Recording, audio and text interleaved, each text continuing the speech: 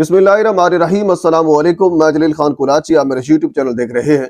गुज़रे वाला पाकिस्तान के सियासी मंजरनामे में कुछ इंतहाई अहम तरीन चीज़ें जो कि आपके सामने रखनी है। आज पाकिस्तान तहरीक इंसाफ मुल्क भर में अपना एहतजाज करने जा रही है। F9 पार्क इस्लामाबाद में शेर अफजल मरवत एहतजाज की क़यादत करेंगे और इसके अलावा रावलपिंडी, लाहौर, फैसलाबाद, मुल्तान तमाम बड़े शहरों में एहतजाज होगा।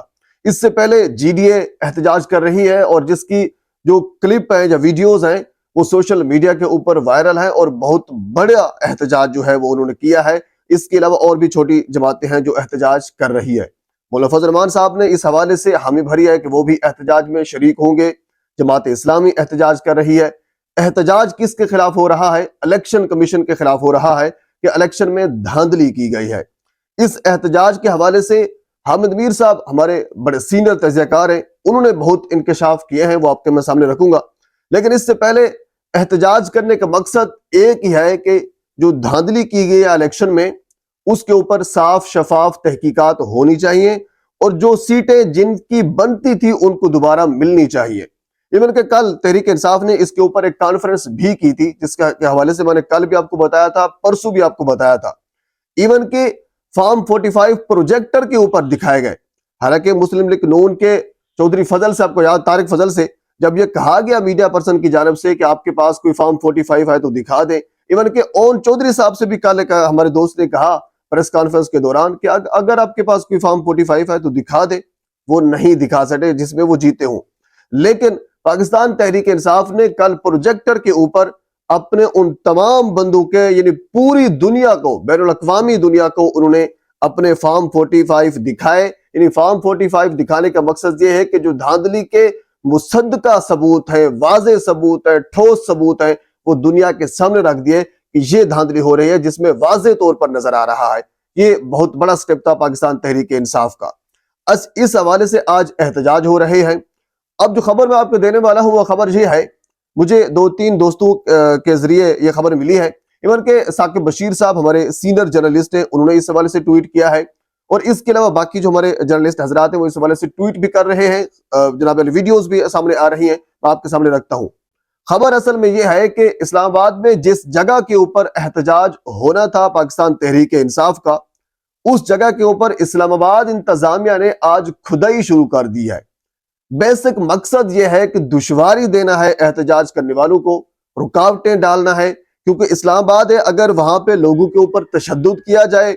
इससे पहले भी पाकिस्तान का नाम, पाकिस्तान की रियासत का नाम बदनाम हो चुका है पूरी दुनिया के अंदर कि किस किस्म की पाकिस्तान में इंसानी हकूक की वायलेशन की जाती है।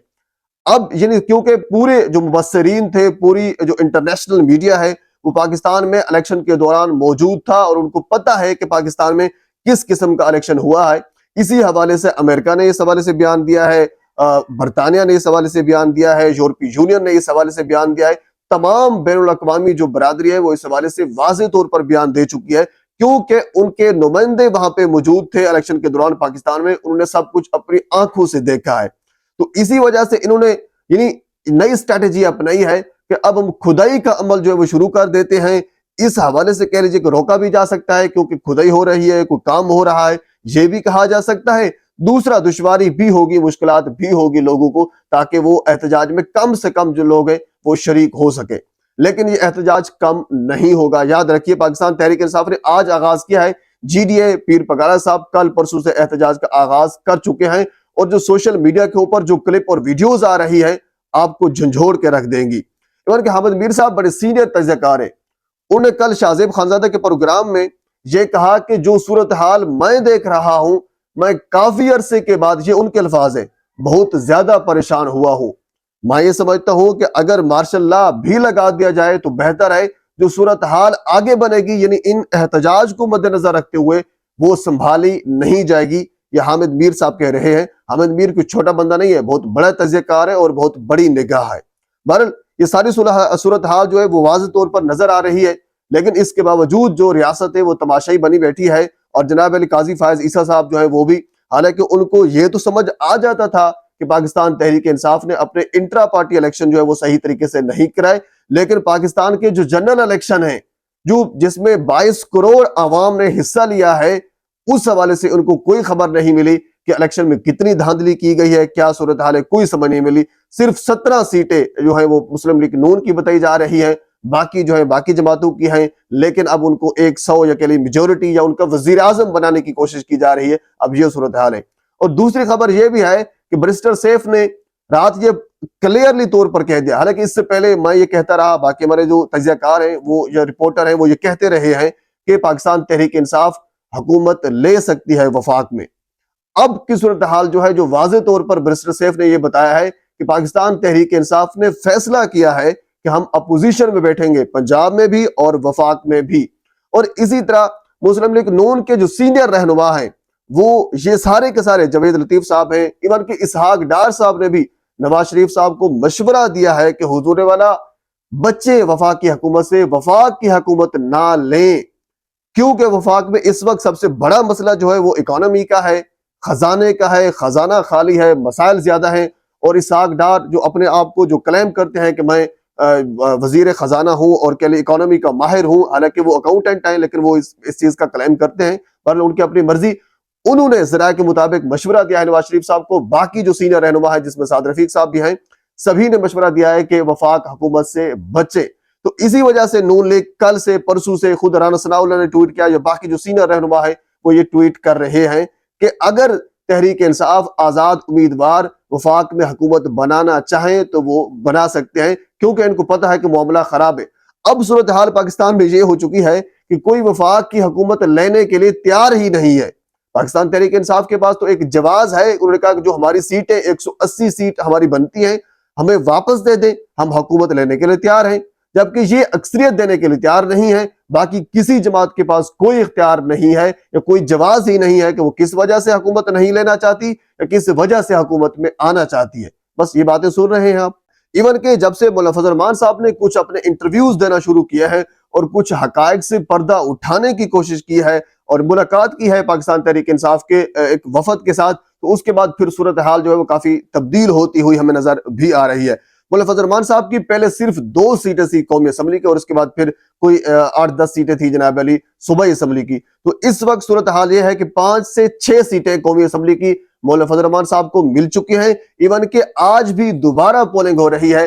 اسد محمود صاحب جو ہیں, جو مولانا فضل الرحمان صاحب کے صاحبزادے ہیں, ان کے حلقے میں جناب اسد کھرل صاحب نے کیا ٹویٹ کیا وہ آپ کے سامنے رکھتا ہوں. انہوں نے لکھا ہے کہ فضل الرحمان کے بیٹے کے حلقے میں 6 پولنگ اسٹیشنز پر دوبارہ پولنگ فوج تعینات کرنے کی منظوری.